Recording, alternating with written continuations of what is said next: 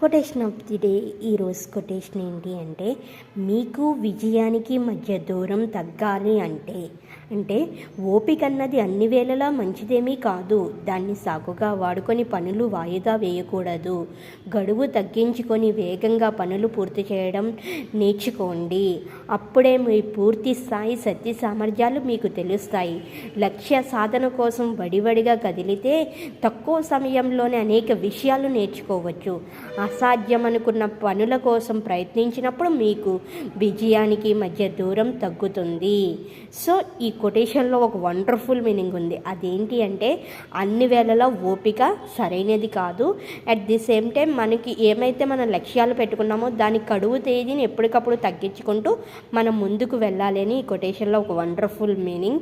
So ఇది మనందరికి కూడా యూజ్ అవుతుందని షేర్ చేస్తున్నాను. Thank you so much for watching my video.